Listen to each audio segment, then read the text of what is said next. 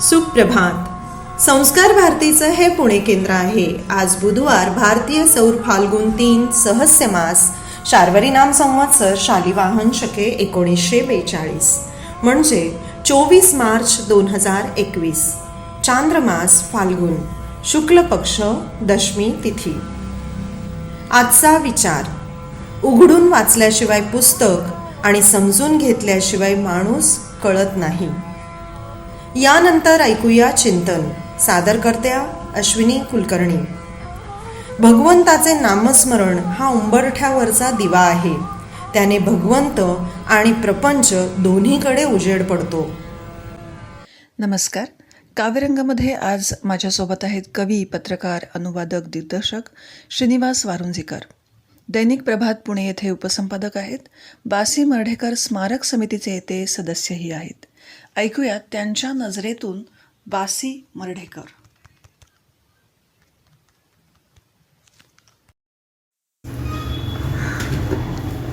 नमस्कार. युगप्रवर्तक कवी बासी मर्ढेकर यांची 65वी पुण्यतिथी आज दिनांक 20 मार्च 2021 रोजी आपण सर्वजण साजरी करत आहोत. बासी मर्ढेकर यांना युगप्रवर्तक कवी असे का म्हटले जाते हे समजून घेणे सर्वात महत्त्वाचे आहे.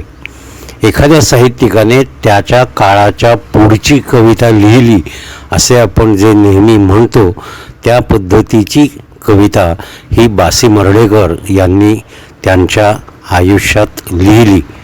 याचे सगळ्यात सोपे उदाहरण म्हणजे आजही मर्ढेकरांची कविता जपण्याचे कारण यामध्ये आपल्याला सापडेल. ज्या काळामध्ये म्हणजे साधारणपणे 1947-48च्या सुमारास भारतामध्ये कॅल्क्युलेटर, कॉम्प्युटर्स, इलेक्ट्रॉनिक्स किंवा यंत्रमानव अर्थात रोबोट्स याची गंध वार्ताही नव्हती, त्या काळामध्ये मर्ढेकरांनी त्यांच्या कवितेमध्ये रोबोट्स अर्थात यंत्रमानवाचे उल्लेख केल्याचे आपल्याला दिसून येते. मर्ढेकरांच्या कवितेनी एक वेगळं दालन वास्तववादी कवितेचं मराठी साहित्याला उघडून दिलं. सर्वात महत्त्वाची गोष्ट म्हणजे केवळ मर्ढेकर कविता लिहून थांबले नाहीत, तर त्यांनी काही लघु कादंबऱ्या, आकाशवाणीच्या सेवेमध्ये संगीतिका, याचबरोबर मराठी समीक्षेचे नवे सिद्धांत त्यांनी रूढ केले आहेत. त्यांच्या वाङ्मयीन महात्मता या पुस्तकाला साहित्य अकादमीचा पुरस्कारही मिळाला होता. तरीसुद्धा मर्ढेकर हे सर्वप्रथम ओळखले जातात ते त्यांच्या कवितांसाठीच. पहिले महायुद्ध, दुसरे महायुद्ध, दुसऱ्या महायुद्धातील हिरोशिमा नागासाकीचे अणुस्फोट, त्यानंतर भारताचे स्वातंत्र्ययुद्ध, चलेजावची चळवळ आणि या सगळ्या दरम्यान सर्वसामान्य माणसांमध्ये, समाजामध्ये पसरलेली नैराश्याची भावना, क्षणभंगूर जीवनाची जाणीव, या सर्व गोष्टींचं प्रतिबिंब मर्ढेकरांच्या कवितेमध्ये पडलेलं आपल्याला दिसतं. त्यामुळं मर्ढेकरांची कविता आजही आपल्याला समकालीन कविता वाटते, हे या कवितेचं वेगळं यश म्हणावं लागेल. आपण शाळेमध्ये शिकत असताना मराठीच्या अर्थात कुमार भारतीच्या पुस्तकामध्ये आपल्याला दरवर्षी मर्ढेकरांची एक तरी कविता वाचायला, अभ्यासाला मिळायचीच. मर्ढेकर म्हटलं की गणपतवाणी हा प्रत्येकाला आठवणारा विषय. तर मर्ढेकरांची गणपतवाणी ही कविता आता आपण ऐकूया. गणपतवाणी बिडी पिताना चावा याचा नुसतीच काडी. गणपतवाणी बिडी पिताना चावा याचा नुसतीच काडी. म्हणायचा मनाशीच की ह्या जागेवर बांधीन माडी. मिचकावनी मग उजवा डोळा, मिचकावनी मग उजवा डोळा आणि उडवणी डावी भिवई. भिरकावनी ती तशीच द्यायचा लकेर बेचव जैशी गवई. गिरायकाची कदर राखणे, गिराईकाची कदर राखणे, जिरे धणे अन धान्य गळीत, खोबरेल अन तेल तिळीचे विकून बसणे, हिशेब कोळीत. स्वप्नांवरती धूर सांडणे, स्वप्नांवरती धूर सांडणे, क्वचित बिडीचा वापणतीचा मिणमिण जळत्या, आणि लेटणे वाचित गाथा श्री तुकयाचा. घोणपटावर विटकर रंगी सतरंजी अन उषास पोते, आडोशाला वास तुपाचा असे झोपणे माहीत होते. काडे गणपत वाण्या नेजा हाडांची ही ऐशी केली, दुकानातल्या जमिनी सती सदैव रुतली आणि रुतली. काड्या गणपत वाण्या नेजा चावनी चावनी फेकुनी दिधल्या, दुकानातल्या जमिनी सत्या सदैव रुतल्या आणि रुतल्या. गणपत वाणी बिडी बापडा, पिता पिताना मरून गेला, एक मागता डोळे दोन, देव देतसे जन्मांधाला. असं गणपत वाण्याचं एक करुण चित्र मर्ढेकरांनी या कवितेमध्ये रेखाटलेलं आहे.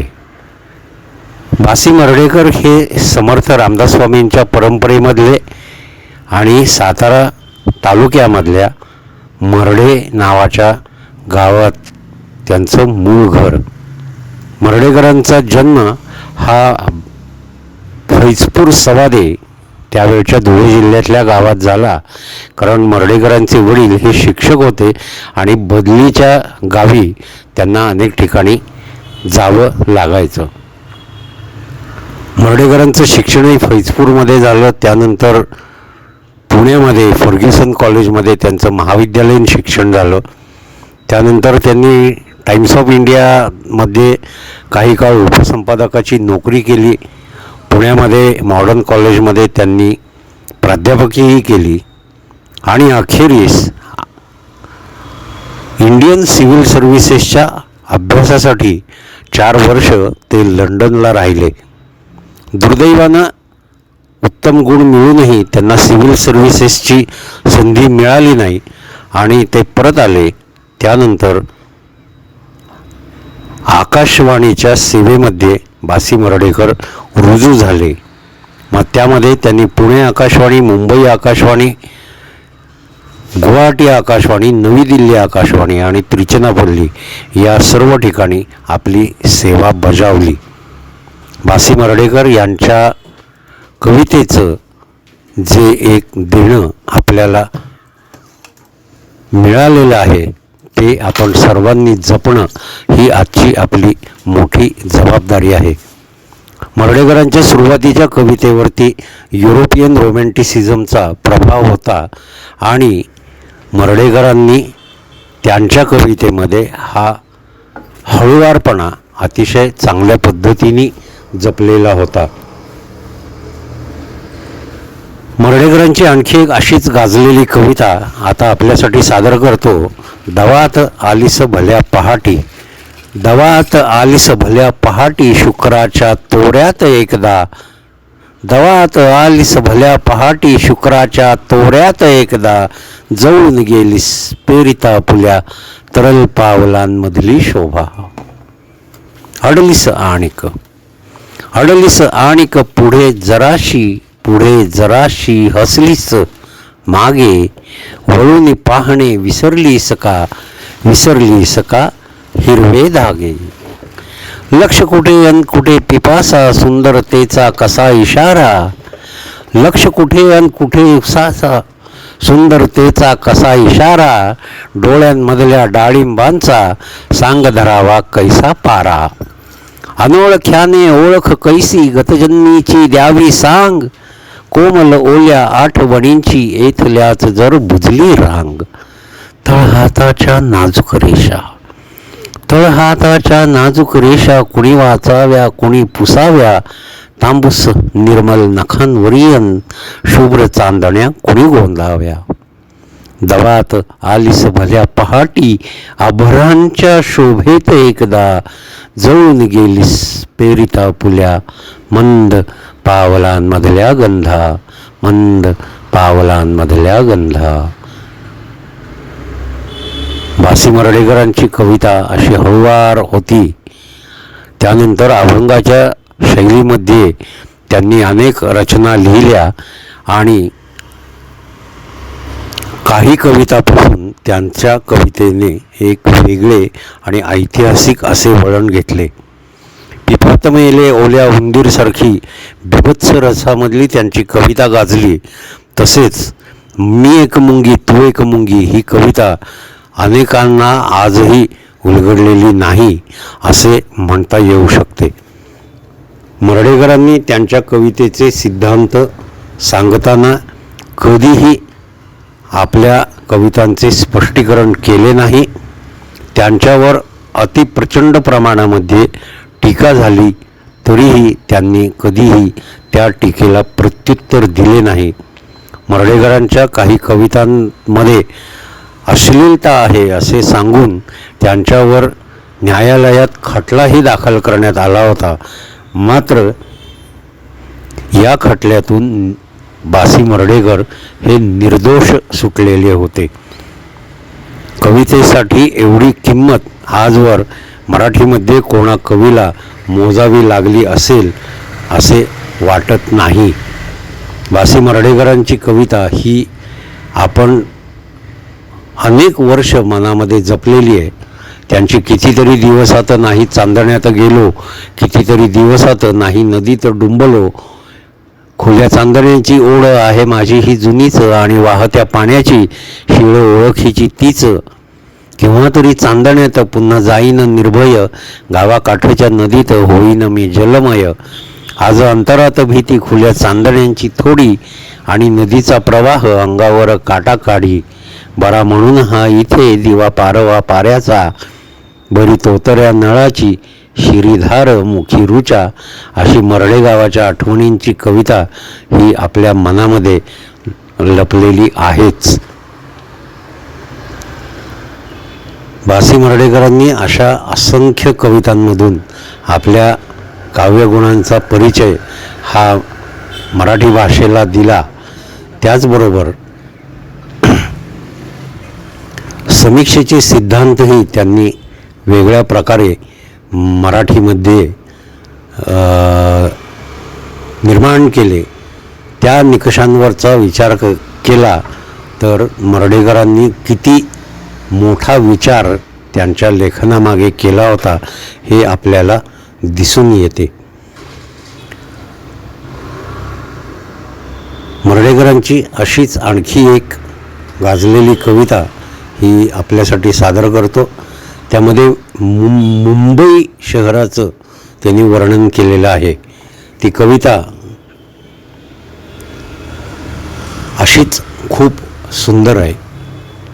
मुंबई शहराला त्यांनी न्हालेल्या गर्भवतीची उपमा दिलेली आहे आणि त्यामध्ये त्यांनी मुंबईचं जे वर्णन केलं आहे ते पाहण्यासारखं आहे. न्हालेल्या जणू गर्भवतीच्या सोज्वळ मोहकतेने बंदर, मुंबापुरीचे उजळीत येई मागामधली प्रभात सुंदर. सुचेतनांचा हुरूप शीतल, अचेतनांचा वास कोवळा, हवेत जाती मिसळून दोन्ही, पितात सारे गोड हिवाळा. डोकी अलगद घरे उचलती, काळोखाच्या उशीवरुनी, पिवळे हंडे भरून नेती मान मोडुनी. नितळ निहारीस हिरवी झाडे, काळा वायू हळूच घेती, संथ बिलंदर लाटांमधुनी, सागर पक्षी सूर्य वेचती. गंजदार पांढऱ्याने काळ्या मिरवीत रंगा अन्नारिंगी, धक्क्यावरच्या अजून बोटी, साखर झोपेमध्ये फिरंगी. कुठे धुराचा झळका परिमळ, गरम चहाचा पत्ती गंध, कुठे डांबरी रस्त्यावरच्या भुऱ्या शांततेचा निशिगंध. ह्या सृष्टीच्या निवांत पोटी परंतु लपली सैरा वैरा अजस्त्र दांड, क्षणात देईल जिवंततेचे अर्घ्य भास्करा. थांब थांब जरासा वेळ तोवरी, अचेतनांचा वास कोवळा, सचेतनांचा हुरूप शीतल, उरे घोटवर गोड हिवाळा, उरे घोटवर गोड हिवाळा. युगप्रवर्तक कवी बासी मर्ढेकर यांच्या स्मारकाला मर्ढे सातारा येथे अवश्य भेट द्या आणि मर्ढेकरांच्या या स्मृतिदिनानिमित्त त्यांच्या कवितांची पुन्हा एकदा उजळणी अवश्य करा. धन्यवाद.